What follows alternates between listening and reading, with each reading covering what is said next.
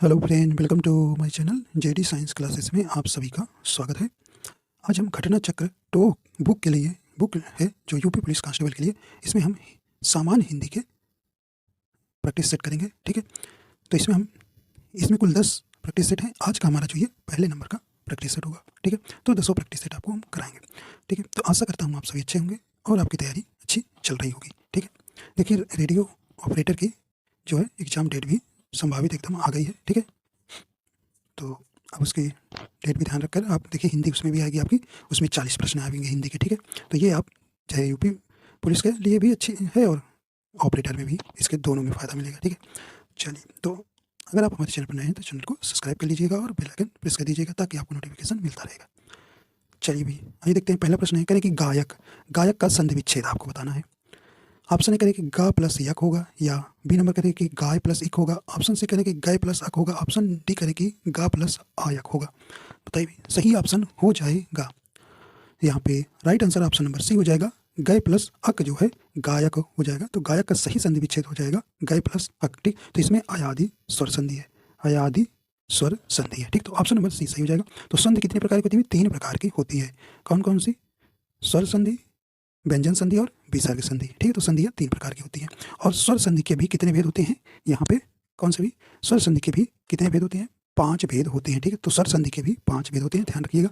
कौन कौन से? दीर्घ स्वर संधि, गुण स्वर संधि, वृद्धि स्वर संधि, यण स्वर संधि और अयादि स्वर संधि। ठीक है, तो इसमें आपको इतना ध्यान रखना है। आइए देखते हैं अगला प्रश्न है। अगला प्रश्न करें कि प्रतिवर्ष नदी में बाढ़ आ जाती है, वाक्य में किस प्रकार की संज्ञा है? प्रतिवर्ष नदी में बाढ़ आ जाती है, वाक्य में किस प्रकार की संज्ञा है? ऑप्शन ए करें कि व्यक्तिवाचक, ऑप्शन बी करें जातिवाचक, ऑप्शन सी भाववाचक या गुणवाचक संज्ञा। तो यहाँ पे आपका सही ऑप्शन हो जाएगा। देखिए नदी को बता रहे थे, जाति को बता रहा, तो ऑप्शन नंबर कौन सा हो जाएगा? बी नंबर राइट हो जाएगा। जातिवाचक संज्ञा का प्रयोग हुआ है। ठीक है, तो ऑप्शन नंबर यहाँ कौन सा हो जाएगी? बी नंबर राइट हो जाएगा। ठीक है, तो संज्ञा कितनी प्रकार की होती है? भी संज्ञा आपकी 5 प्रकार की होती है। ठीक है, 5 प्रकार की होती है। कौन कौन सी? व्यक्तिवाचक, जातिवाचक, भाववाचक, समूहवाचक और द्रव्यवाचक संज्ञा। ठीक है, तो ऑप्शन नंबर कौन सा हो जाएगा? यहाँ बी नंबर राइट हो जाएगा। ठीक है, तो जातिवाचक संज्ञा किसे कहते हैं? जिस शब्द से किसी संपूर्ण जाति का बोध हो वहां पर जातिवाचक संज्ञा कहलाती है। ठीक है, अब ये देखते हैं अगला प्रश्न है। अगला निम्नलिखित में पुल्लिंग शब्द कौन सा है? पुल्लिंग शब्द आपको बताना है। तो यहाँ पे सही ऑप्शन हो जाएगा। तो आपको अच्छे विशेषण लगाकर वाक्य बनाकर पहचानना है। ठीक है, देखिए रचना, रचना अच्छी होती है या अच्छा होता है? तो रचना क्या होती है भाई? अच्छी होती है, तो ये स्त्रीलिंग हो जाएगा। प्रार्थना अच्छी होती है। आज्ञा अच्छा होता है, अच्छी होती है, अच्छा होता है। देखिए पत्र, तो आपका राइट आंसर यहाँ सी हो जाएगा। पत्र कैसा होता है? अच्छा होता है, ना कि अच्छी होती है। तो सी नंबर आपका सही हो जाएगा। तो आप वाक्य बनाएंगे और विशेषण लगा के अच्छा से पहचान लेंगे। ठीक है, इसमें पता चल जाएगा कौन सा स्त्रीलिंग है और कौन सा पुल्लिंग है। ठीक है, तो ऑप्शन नंबर यहाँ पे सी नंबर सही हो जाएगा। ठीक है,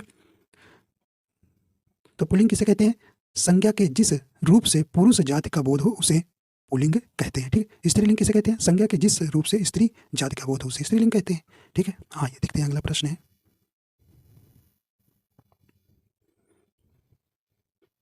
अगला कह रहे कि चौथाई शब्द में विशेषण है, आपको बताना है चौथाई शब्द में विशेषण है। राइट आंसर आपका कौन सा हो जाएगा? कौन सा हो जाएगा यहाँ पे? तो ऑप्शन नंबर यहाँ डी नंबर राइट हो जाएगा। अपूर्ण अपूर्णक बोधक विशेषण हो जाएगा। ठीक, तो ऑप्शन नंबर डी यहाँ राइट हो जाएगा। ठीक है, ठीक है, तो देखिए क्रम बोधक विशेषण क्या होता है अभी? यह क्रम के अनुसार गणना का बोध कराता है। ठीक है, जैसे पहला लड़का, चौथी लड़की, तृतीय श्रेणी। ठीक है, और गणनावाचक क्या होता है अभी? यहाँ वस्तुओं की क्या बताता है? गणना को बताता है। ठीक है, जैसे 1 2 4 100। ठीक है, ठीक है। आवृत्ति बोधक क्या होता है अभी? आवृत्ति बोधक क्या होता है? कैसे? जैसे जैसे चौगुना धन, 100 गुना दिमाग, दूध से दुगना पानी, दूना दाम। ठीक है, तो ये कैसा होता है? ये आवृत्तिवाचक विशेषण के अंतर्गत आता है। ठीक है, तो विशेषण आप जानते हैं कितने प्रकार के होता है अभी? 4 प्रकार के विशेषण होता है। गुणवाचक विशेषण, संख्यावाचक विशेषण, परिमाणवाचक विशेषण और सार्वनामिक विशेषण। ठीक है, आइए देखते हैं अगला प्रश्न है। कह रहे कि राजा सेवक को कंबल देता है, वाक्य में रेखांकित पद में कौन सा कारक है, आपको बताना है। यहाँ पे रेखांकित नीचे ये है राजा सेवक में पूछ रहे हैं कौन सा कारक, तो कहने ऑप्शन ए कर्म कारक, ऑप्शन बी संबंध कारक, ऑप्शन सी संप्रदान कारक या कर्ता कारक। राइट आंसर आपका हो जाएगा कौन सा जाएगा, तो ऑप्शन नंबर यहाँ सी नंबर सही हो जाएगा, संप्रदान कारक। ठीक है, संप्रदान कारक, ऑप्शन नंबर सी यहाँ हो जाएगा।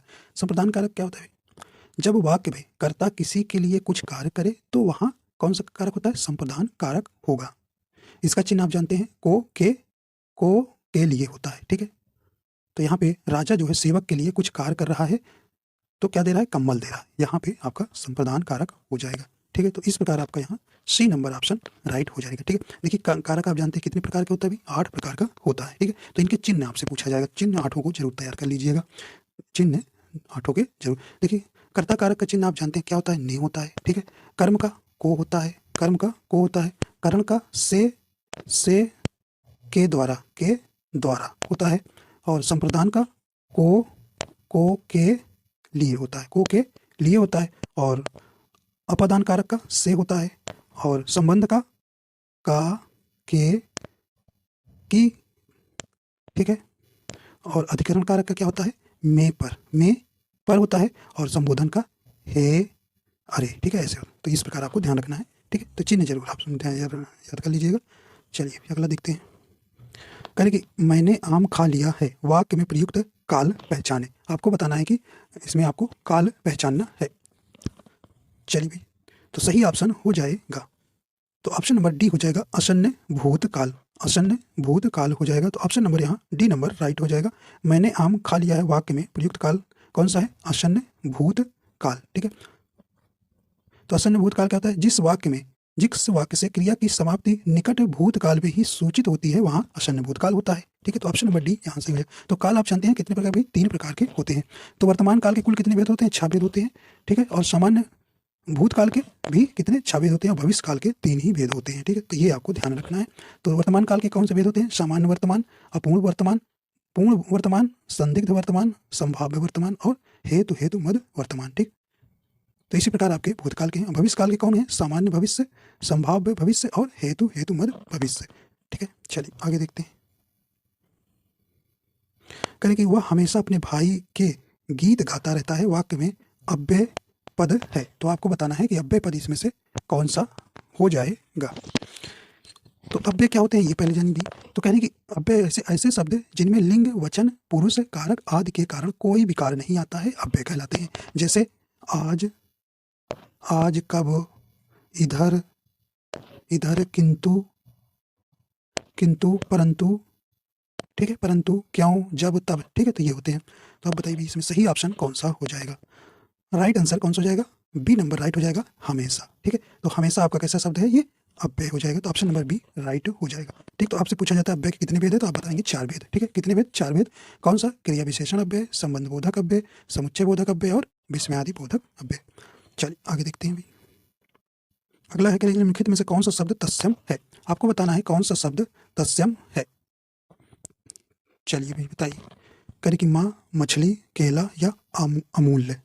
राइट आंसर आपका हो जाएगा कौन सा हो जाएगा, तो ऑप्शन नंबर यहाँ पे कौन सा हो जाएगा, डी नंबर राइट हो जाएगा। अमूल्य जो है आपका कैसा शब्द है, तत्सम शब्द है। इसका तद्भव शब्द क्या होता है, अमूल होता है, अमूल। ठीक है, तद्भव क्या होगा, अमूल। देखिए यहाँ तद्भव तत्सम से आपके पिछले साल परिभाषा ही पूछ लिया था। ठीक है, तो देखिए तत्सम की परिभाषा पूछा था। तत्सम क्या होते हैं, जो शब्द संस्कृत भाषा से हिंदी में आए हैं और ज्यों का त्यों प्रयुक्त होते हैं, तत्सम कहलाते हैं। ठीक है, और तद्भव क्या कहलाता है, तो तद्भव की क्या परिभाषा है, वे शब्द जो संस्कृत से उत्पन्न या विकसित हुए तद्भव शब्द कहलाते हैं। ठीक है, तो यहाँ पे आपका डी नंबर यहाँ पे राइट हो जाएगा। आइए देखते हैं अगला प्रश्न है। ऑप्शन अगला करें कि खगेश का पर्यायवाची है। आपको बताना है खगेश का पर्यायवाची है। सही ऑप्शन है आपका कौन सा हो जाएगा, तो यहाँ पे right answer option number C हो जाएगा, वैन ते। खगेश का पर्यायवाची वैन ते हो जाएगा, ऑप्शन नंबर सी यहाँ सही हो जाएगा। ठीक है, जिसे आप कहते हैं गर्म का, क्या भाई, गर्म, ये गर्म का पर्यायवाची है। ठीक है, ठीक, देखिए विदु ये चंद्रमा का है। ठीक है, और वासुदेव किसका पर्यायवाची है, ये कृष्णदेव का है। ठीक है, कृष्ण का है। ठीक है, तो ये आपको ध्यान रखना है। अगला है, इनमें से स्वर्ग का पर्यायवाची कौन सा नहीं है? नहीं वाला आपको बताना है। स्वर्ग का पर्यायवाची इसमें से कौन सा नहीं है? देखिए, वैकुंठ है, दिव्य धाम है, नाक है, लेकिन देखिए गौ नहीं है। गौ जो है ये गाय का पर्यायवाची है, ठीक है। गाय जिसे आप धेनु कहते हैं, सूरा भी कहते हैं, भद्रा कहते हैं, ठीक है। ये जो है गाय के पर्यायवाची है, ठीक है। तो ऑप्शन नंबर सी जो है स्वर्ग का पर्यायवाची नहीं है। देखिए, नहीं वाला आपको बताना था। अगला है, कह रहे कि धर्म बुद्धि में समास आपको बताना है। धर्म बुद्धि में समास आपको बताना है। कौन सा समास है होगा? कह रहे व्ययभाव समास, बहुब्रीहि समास, कर्मधारय समास या द्वंद्व समास। चलिए, सही ऑप्शन हो जाएगा, सही ऑप्शन ऑप्शन नंबर सी हो जाएगा। ये कर्मधारय समास है, ठीक है। तो धर्म बुद्धि, धर्म है यह बुद्धि अर्थात धर्म विषयक बुद्धि। जब इसका समास विग्रह करें कि धर्म विषयक बुद्धि, तो इसमें क्या है भी कर्मधारय समास है, ठीक है। तो इसमें कर्मधारय क्या समास कैसा होता है? कर्मधारय समास क्या होता है? जिसमें पहला पद क्या हो विशेषण हो, अंतिम पद क्या हो संज्ञा हो, वहां पे कर्मधारय समास कहते हैं, ठीक है। तो अव्ययी भाव समास क्या होता है? जिस समास का प्रथम पद या पूर्व पद अव्यय हो, अर्थात जिसमें प्रथम पद प्रधान हो, उसे अव्ययी भाव समास कहते हैं। जैसे आजन्म, यथाशक्ति, भरपेट, यथासंभव, प्रतिदिन। तो इसमें उपसर्ग से आप पहचानेंगे अव्ययी भाव समास में, ठीक है। बहुब्रीहि समास क्या होता है? आप जानते हैं भी। बहुब्रीहि समास में इसमें जो है दोनों पद क्या होते हैं? प्रधान नहीं होते हैं, बल्कि किसी तीसरे पद की प्रधानता को बतलाता है, ठीक है। और द्वंद्व समास आप जानते हैं, जहाँ पर जिस समास में दोनों पद प्रधान होते हैं वहां पर द्वंद्व समास होता है, ठीक है। तो आप समास कितने प्रकार के होते हैं? 6 प्रकार के समास होते हैं, ठीक है। 6 प्रकार के समास होते हैं। कौन कौन से? व्ययभाव समास, तत्पुरुष समास, कर्मधारय समास, द्वंद्व समास, बहुब्रीहि समास और द्विगु समास, ठीक है। तो समास के भी भेद भी याद रखना है। निम्नलिखित में कौन सा अस्थायी भाव नहीं है? बताइए। तो अस्थायी भाव आपसे पूछा जा रहा है, इसमें से कौन सा नहीं है? चलिए, देखिए, कह रहे हैं कि देखिए जुगुप्सा होता है। जुगुप्सा स्थायी भाव, जुगुप्सा किसका है भाई? ये बीभत्स रस का है। हास भी है, निर्वेद भी है। निर्वेद किसका है? शांत रस का, ठीक है। देखिए विषाद नहीं है, विषाद जो है नहीं, नहीं वाला बताना था। तो विषाद जो है या जो है रस का स्थायी भाव नहीं है, ठीक है। ये स्थायी भाव पूछा है। तो ये रस कितने प्रकार के हैं भाई? 9 है। और अस्थायी भाव भी कितने हैं? अस्थायी भाव भी कितने हैं? 9 ही है, ठीक है, ठीक। तो देखिए, आपसे पूछेगा तो याद रखिएगा, भाव 9 को अस्थायी भाव याद रखना है। देखिए, श्रृंगार का अस्थायी भाव क्या होता है? रति होता है। करुण का शोक, वीर रस का उत्साह, हास रस का हास होता है, रौद्र रस का क्रोध होता है, बीभत्स का घृणा जुगुप्सा जिसे कहते हैं, भयानक का भय होता है, अद्भुत का विस्मय, शांत रस का क्या होता है? निर्वेद। शांत रस का कई बार पूछा गया है, ठीक है। चलिए, तो रसराज किसे कहा जाता है? तो श्रृंगार रस का, ठीक है। अगला देखते हैं। कहने कि वही मनुष्य है कि जो मनुष्य के लिए मरे। वही मनुष्य है कि जो मनुष्य के लिए मरे। पंक्ति में कौन सा अलंकार है? राइट आंसर आपका यहाँ हो जाएगा, सही हो जाएगा। कौन सा भी? यहाँ पे ऑप्शन नंबर ए हो जाएगा, अनुप्रास अलंकार, ठीक है। अनुप्रास अलंकार का ये लाटा अनुप्रास अलंकार है, ठीक है। तो ऑप्शन नंबर यहाँ पे सही हो जाएगा, अनुप्रास अलंकार, ठीक है। तो अनुप्रास अलंकार क्या होता है? जहां पर वर्णों की आवृत्ति बार बार हो वहां पर अनुप्रास अलंकार होता है, ठीक है। और श्लेष अलंकार आप क्या होता है भाई? जहाँ एक ही शब्द है और उसका कई अर्थ है, वहाँ श्लेष अलंकार होता है। यमक अलंकार आप जानते हैं क्या होता है भाई? जहाँ पर एक ही शब्द कई बार आए और उनका अर्थ अलग अलग हो, यहाँ यमक अलंकार होता है। आइए देखते हैं, अगला प्रश्न है। कह रहे कि हिंदी का प्रथम मौलिक उपन्यास है। हिंदी का प्रथम मौलिक उपन्यास कौन सा होगा? कौन सा ही? राइट आंसर आपका यहाँ हो जाएगा, ऑप्शन नंबर ए हो जाएगा, परीक्षा गुरु, ठीक है। परीक्षा गुरु जो है मौलिक हिंदी का प्रथम मौलिक उपन्यास है। ऑप्शन नंबर ए सही हो जाएगा। इसके लिए इसके रचनाकार कौन है? लाला श्रीनिवास दास, निवास दास हैं, ठीक है। इसका प्रकाशन कब हुआ था? 1882 में, ठीक है, 1882 में हुआ था। देखिए, आनंद मठ किसने लिखा है? बंकिम चंद्र चटर्जी। गबन जानते हैं, मुंशी प्रेमचंद का है। तितली जयशंकर प्रसाद का उपन्यास है, ठीक है। तितली जयशंकर प्रसाद का उपन्यास है, ठीक है। अगला है, कहने की चिंतामणि किसका निबंध संग्रह है? तो आपको बताना है चिंतामणि किसका निबंध संग्रह है।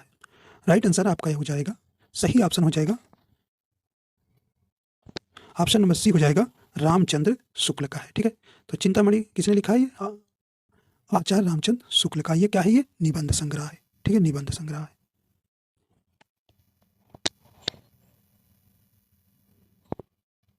अगला है अपने सैनिकों की विजय का समाचार सुनकर भारतवासियों ने स्पेस, तो यहाँ आपको भरना है यही ऑप्शन देकर।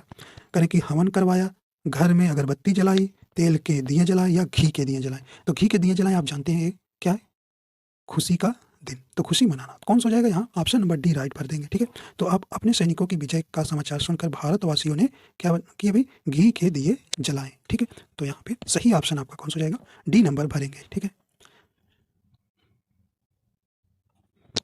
अब देखिए आपका यहाँ पे एक गद्यांश से उसको पढ़ना है।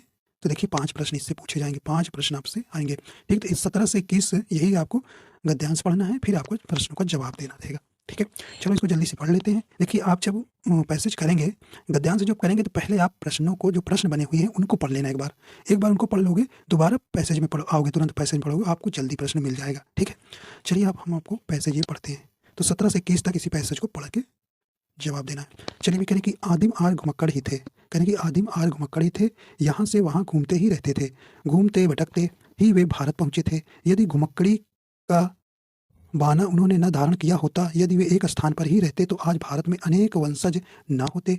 भगवान बुद्ध घुमक्कड़ थे, भगवान महावीर घुमक्कड़ थे। वर्षा ऋतु के कुछ महीनों को छोड़कर एक स्थान में रहना बुद्ध के वश का नहीं था। देखिए 35 वर्ष याद रखिएगा की अवस्था में उन्होंने बुद्धत्व प्राप्त किया। 35 वर्ष से 80 वर्ष की अवस्था तक, जब तक उनकी मृत्यु हुई, 45 वर्ष तक वे निरंतर घूमते रहे, अपने आप को समाज सेवा और धर्म प्रचार में लगाए रहे। ठीक है, आगे देखते हैं। लगाए अपने शिष्यों से उन्होंने कहा था, जरथ बिखवे चारिक हैं भिक्षुओं, घुमक्कड़ी करो। यद्यपि बुद्ध कभी भारत के बाहर नहीं गए, किंतु उनके शिष्यों ने उनके वचनों को सिर जो है आंखों पर लिया, मतलब उनका एक सभी कहना वो मानते थे। और पूर्व में जापान, उत्तर में मंगोलिया, पश्चिम में मकदूनिया और दक्षिण में बाली द्वीप तक धावा मारा, मतलब वहां तक ये लोग गए। श्रवण महावीर ने स्वच्छंद विचरण के लिए अपने वस्त्रों तक को त्याग दिया, दिशाओं को उन्होंने अपना अंबर बना लिया। देखिए वैशाली में जन्म लिया, पावा में शरीर त्याग दिया, जीवन पर्यंत घूमते रहे, मानव के कल्याण के लिए, मानवों के राह प्रदर्शन के लिए। और शंकराचार्य 12 वर्ष की अवस्था, देखिए 12 वर्ष की अवस्था में उपन्यास लेकर कभी केरल, कभी मिथिला, कभी कश्मीर और कभी बद्रिकाश्रम में घूमते रहे। कन्याकुमारी से लेकर हिमालय तक समस्त भारत को अपना कर्म क्षेत्र समझा। सांस्कृतिक एकता के लिए, समन्वय के लिए, श्रुति धर्म की रक्षा के लिए शंकराचार्य के प्रयत्नों से ही वैदिक धर्म का उत्थान हो सका। तो अब इसी प्रश्न आपको क्या, आप इसका प्रश्न जल्दी से पढ़ लेते हैं। देखिए पहला ऑप्शन करें कि घुमक्कड़ शब्द का कौन सा प्रत्यय है। तो प्रत्यय क्या होता है भाई, प्रत्यय जो है किसी मुख्य शब्द के अंत में लगता है। ठीक है, और चलिए सही ऑप्शन हो जाएगा आपका, करें कि अक्कड़ होगा, अड़ा होगा, अड़ होगा या कड़ होगा। तो सही ऑप्शन कौन सा हो जाएगा भाई, तो घूम प्लस अक्कड़ होता है, अक्कड़, तो कौन सा हो जाएगा, ऑप्शन नंबर पहला सही हो जाएगा। ठीक है, घूम आपका मूल शब्द है, अक्कड़ जो है क्या हो गया, प्रत्यय हो गया। तो सही ऑप्शन नंबर ए सही हो जाएगा। आइए देखते हैं अगला प्रश्न है। अगला प्रश्न यानी कि महावीर स्वामी का जन्म कहाँ हुआ था, बताइए।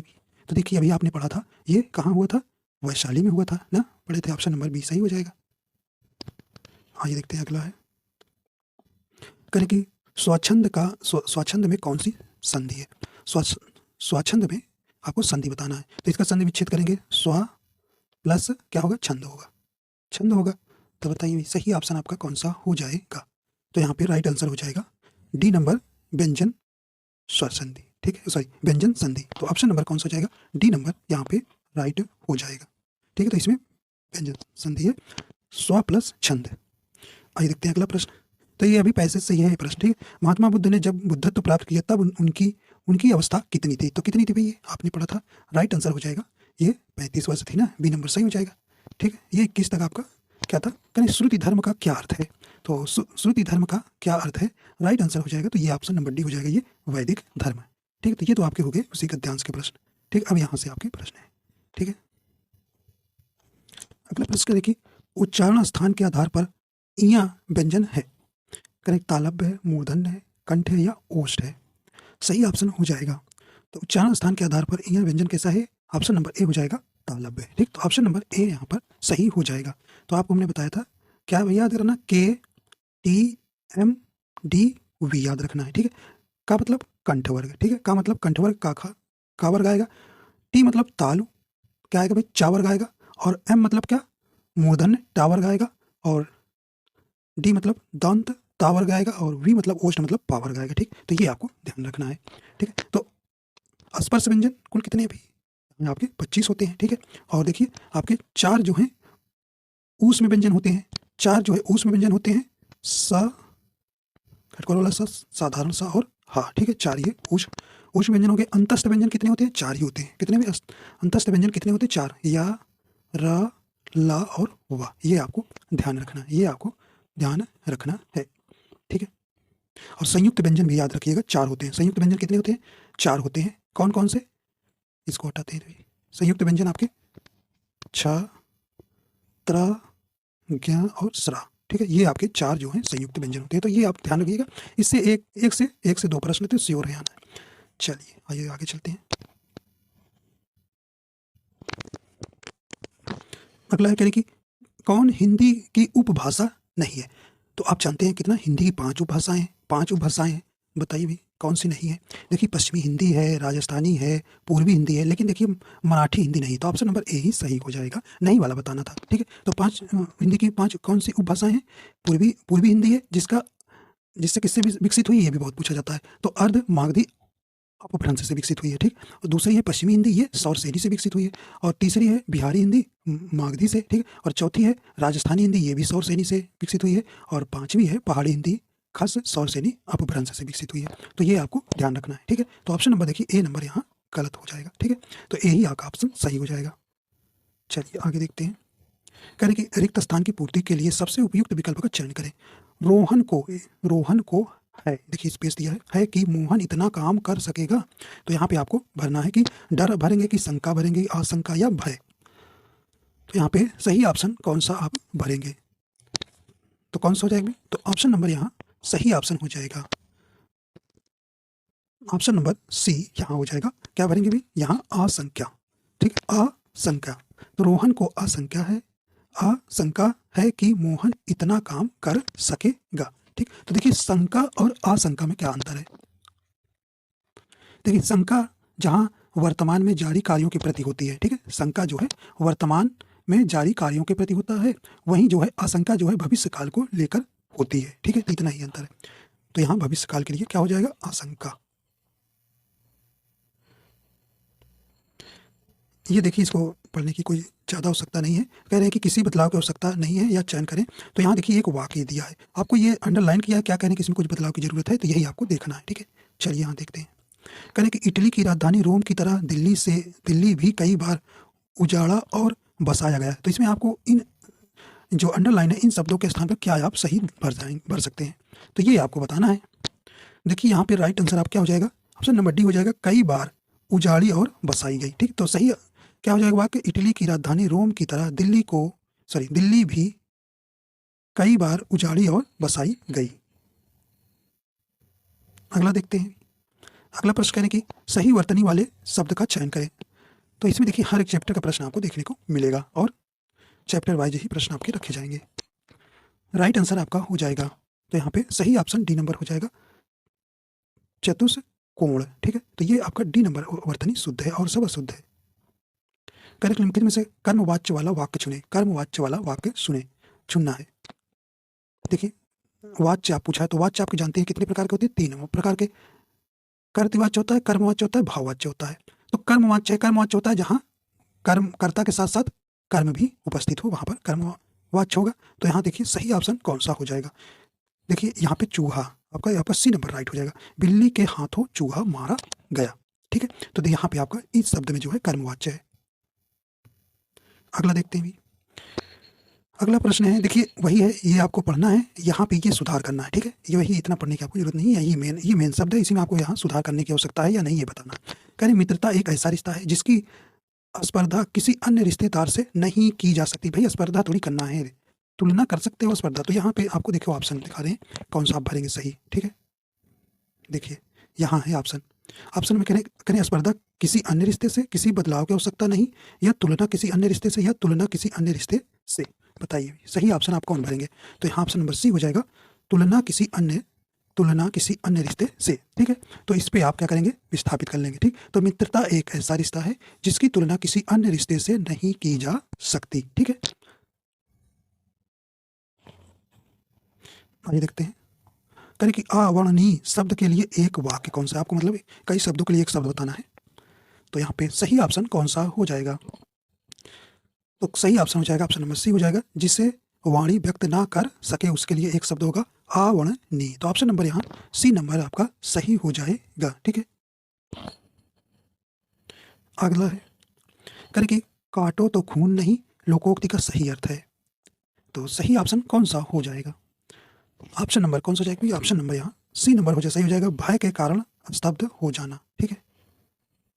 आइए देखते हैं अगला, करें कि अष्टछाप के कवि नहीं है। आपको बताना है अष्टछाप के, देखिए अष्टछाप मतलब 8 कवि इसमें थे, तो किस उनमें से पूछ रहे हैं कि कौन सा नहीं है। देखिए कृष्णदास थे, नंददास थे, परमानंद दास थे, लेकिन देखिए नाभादास नहीं थे। ऑप्शन नंबर ए नंबर आपका यहाँ सही हो जाएगा। देखिए इससे एक प्रश्न आपसे पूछा जाता है, तो ये अष्टछाप के कवियों में गोस्वामी विट्ठलनाथ ने इसको स्थापित किया था। इनके 4 शिष्य थे, कौन से, देखिए गोविंद स्वामी, तो लिख देते हैं भाई गोविंद स्वामी थे, ठीक है, पहले थे। दूसरे इनके शिष्य थे नंददास, ठीक है। तीसरे कौन थे इनके, छीत स्वामी, ठीक है। और चतुर्भुज दास, ठीक है। ये किसके थे, ये स्वामी विट्ठलनाथ के 4 शिष्य थे। अब वल्लभाचार्य के भी 4 शिष्य थे, जो कि कुल 8 होते थे, ठीक। वल्लभाचार्य के कौन से थे, तो वल्लभाचार्य के 4 शिष्य हैं। एक सूरदास है, सूरदास, ठीक है, सूरदास, कुंभन दास, और कौन थे भी, और परमानंद दास, परमानंद दास हो गए, और एक थे कृष्णदास, ठीक, कृष्णदास, ठीक है। तो ये जो 4 थे, ये किसके थे, वल्लभाचार्य के 4, तो इसे ये 8 हो गए, ठीक। तो इस प्रकार आपका ए नंबर यहाँ सही हो जाएगा। अगला है, ठीक। तो आपसे पूछा जा सकता है कि अष्टछाप की स्थापना किसने किया था, तो याद रखिएगा गोस्वामी विट्ठलनाथ, ठीक है। चलिए सूक्ष्म शब्द का विलोम आपसे पूछ रहे हैं, तो सही ऑप्शन हो जाएगा ऑप्शन नंबर ए हो जाएगा, स्थूल, ठीक है। सूक्ष्म शब्द का विलोम शब्द स्थूल होगा। आइए देखते हैं अगला, करें कि अवली और आबिल का अर्थ आपसे पूछा रहा है। चलिए सही ऑप्शन हो जाएगा, ठीक है। अवली का अर्थ है पंक्ति, क्या भाई, अवली का अर्थ है पंक्ति, और आबिल का अर्थ है, ये एक विशेषण शब्द है, तो ये इसका मतलब गंदा होता है, ठीक है। आबिल मतलब गंदा, तो यहाँ पर राइट आंसर कौन सा हो जाएगा, डी नंबर राइट हो जाएगा, पंक्ति और गंदा, ठीक है। अगला है, करें कि अत्याचार शब्द में उपसर्ग बताना है। तो उपसर्ग किसी मूल शब्द के पहले लगता है, तो अत्याचार में कौन सा उपसर्ग है भाई, ऑप्शन नंबर ए हो जाएगा, अति मतलब अत्यधिक। अगला है, करें कि महोर्मी का संधि विच्छेद है, महोर्मी का सही संधि विच्छेद वाला शब्द हो जाएगा, कौन सा जाएगा, ऑप्शन नंबर सही हो जाएगा, यहाँ पे सी नंबर हो जाएगा, महा प्लस उर्मी गुण स्वर संधि, ठीक है। तो इस प्रकार आपका सही ऑप्शन सी नंबर हो जाएगा। आइए देखते हैं अगला प्रश्न है, वे वाक्य सरल वाक्य कहलाते हैं जिनमें, करें कि क्या होता है, तो यहाँ पे राइट आंसर हो जाएगा ऑप्शन नंबर सी हो जाएगा, एक ही उद्देश्य और एक ही विधेय हो उसे हम क्या कहते हैं, सरल वाक्य कहते हैं, ठीक। तो ऑप्शन नंबर यहाँ सही हो जाएगा, कौन सा भी, सी नंबर सही हो जाएगा। देखिए आपसे पूछा जाता है कि रचना के आधार पर वाक्य के भेद कितने होते हैं, रचना के आधार पर, तो ये 3 होते हैं, कौन कौन, सरल वाक्य, संयुक्त वाक्य और क्या होते हैं, मिश्रित वाक्य, ठीक है। सरल वाक्य आप यही होता है भाई, जिन वाक्य में केवल एक ही उद्देश्य और एक ही विधेय होता है उन्हें हम सरल वाक्य कहते हैं, जैसे महेश पढ़ता है, ठीक। संयुक्त वाक्य क्या होते हैं, जिन वाक्य में 2 या 2 से अधिक सरल वाक्य समुच्चय बोधक अवयव जैसे और, तथा, एवं, परंतु आदि से जुड़े हों उन्हें हम संयुक्त वाक्य कहते हैं, ठीक। और मिश्रित वाक्य, जिन वाक्यों में एक मुख्य या प्रधान वाक्य हो और अन्य आश्रित वाक्य हो उन्हें हम मिश्रित वाक्य कहते हैं, जैसे यदि परिश्रम करोगे तो उत्तीर्ण हो जाओगे। आइए देखते हैं अगला प्रश्न, करें कि वैदेही वनवास किसकी रचना है, ये बताइए। सही ऑप्शन आपका यहाँ हो जाएगा, तो किसकी रचना है भी, ऑप्शन नंबर यहाँ पे कौन सा हो जाएगा, ऑप्शन नंबर ए राइट हो जाएगा, अयोध्या सिंह उपाध्याय हरि अवध की रचना है, तो ठीक है। तो इस प्रकार आपका यहाँ पर राइट हो जाएगा, कौन सा, ए नंबर ऑप्शन सही हो जाएगा, ठीक। तो इस प्रकार आपकी जो है पूरा जो है 37 प्रश्न आना है, तो 37 प्रश्न पूरे हो जाते हैं, ठीक है। तो आशा करता हूँ आपको पसंद आया तो लाइक एंड शेयर कर दीजिएगा, और चैनल पर नए तो चैनल को जरूर सब्सक्राइब कर लीजिएगा, ठीक है। तो इसमें कुल 10 प्रैक्टिस सेट है, आपको हम 10 कराएंगे, आज हमारा ये पहले नंबर का सेट है। तो तो वीडियो देखने के लिए आपको बहुत बहुत धन्यवाद।